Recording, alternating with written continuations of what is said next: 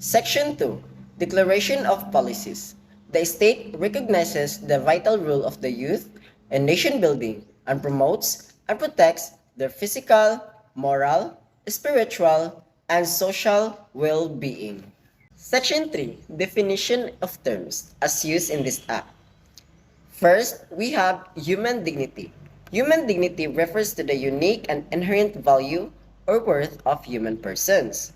Number 2, values education. So there are three definitions of values education. First, we have the process that provides young people internalization of values, which aims at student grasp of underlying principles together with the ability to act on those principles and the settled disposition to do so.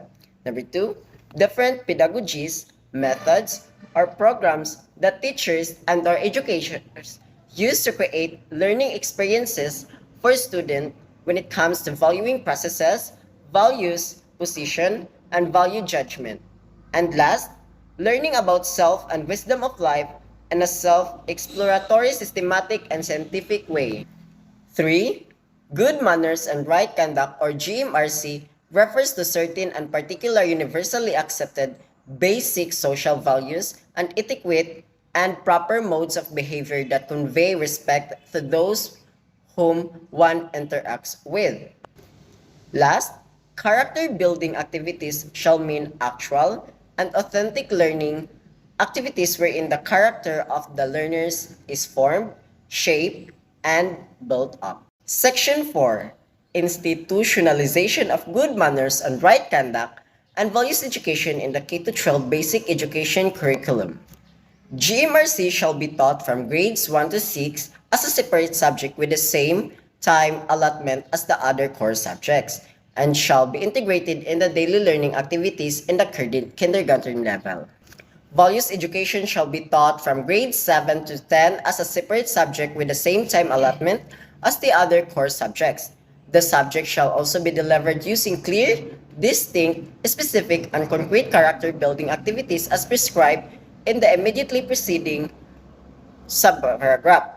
At these grade levels, GMRC shall remain integrated in the teaching of values education.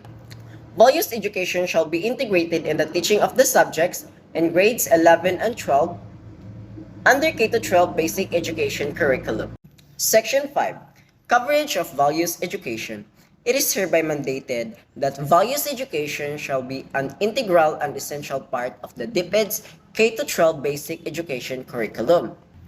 Values education, as herein provided, shall encompass universal human, ethical, and moral values, among others. It shall inculcate among our students the basic tenets of the observance of respect for oneself, others, and our elders, intercultural diversity, gender equality, ecology, and integrity of creation, peace, and justice, obedience to the law, nationalism, and global citizenship, as well as the values of patience, perseverance, industry, honesty, and integrity, and good faith in dealing with other human beings along with all other universal values. Section 6. Teaching qualification and capacity building for teachers. Teachers with diploma, certification, and training in the field of values education or other allied disciplines shall be given preferences in the teaching of this core subject. The DepEd shall carry out the appropriate training for teachers and educators on GMRC and values education, as well as provide them with adequate and relevant instructional materials in order to develop and enhance their capacity to teach their subject. Whole school approach. For the effective institutionalization and teaching of GMRC and values education as a core subject, a whole school approach shall be adopted. This shall facilitate collaborative action by the school community and other stakeholders to foster parental involvement and develop home and school partnerships for inclusive values and educational framework. Section 8. Annual Review and Assessment. That the DepEd shall conduct an annual review of the institutional of GMRC and values education in the K-12 basic education curriculum to ensure its proper implementation and assist student learning outcomes for the purpose of determining its efficacy. Okay. In section 8, in this section, it helps to review the assessment process, provides an opportunity to evaluate the curriculum effectiveness, identify areas for improvements, and make necessary adjustment to enhance its impact on students' learning outcomes. Okay. The report shall submitted to the committees on basic education of both houses of Congress within 30 days from the termination of the period of review and assessment. Section 9. Implementing agency. The DepEd shall be the lead agency in the implementing the provision of this act. Okay.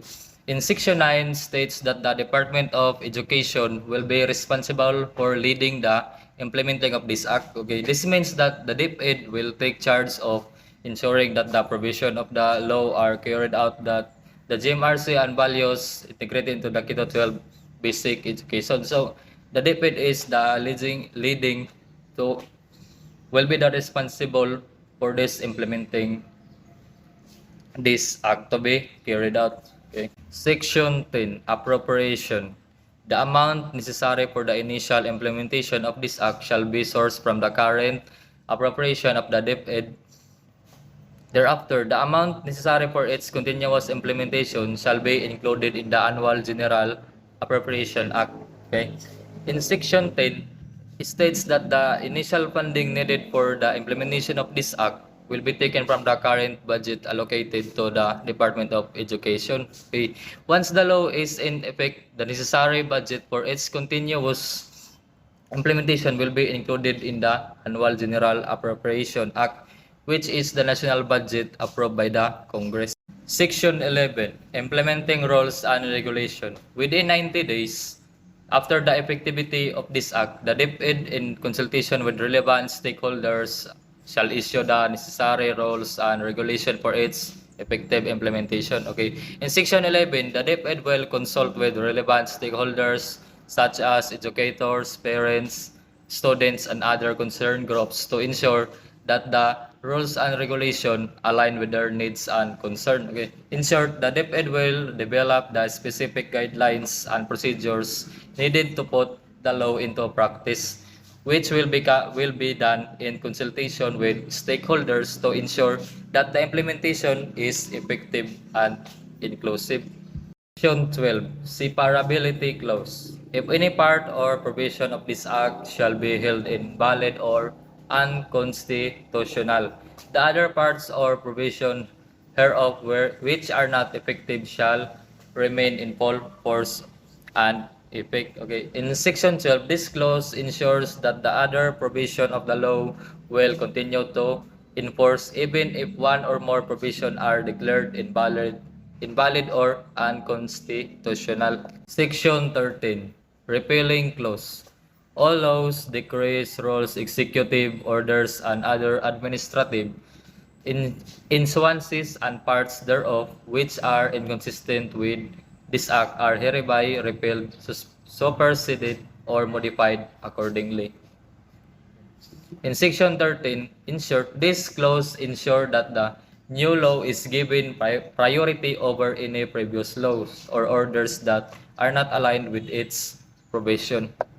Section 14, Effectivity. This act shall take effect 15 days after its publication in the official gazette or in a newspaper of general circulation. Okay. In Section 14, this means that after the law is signed by the President, it will be published in either of the said publication, and the law's provision will take 15 days after its publication.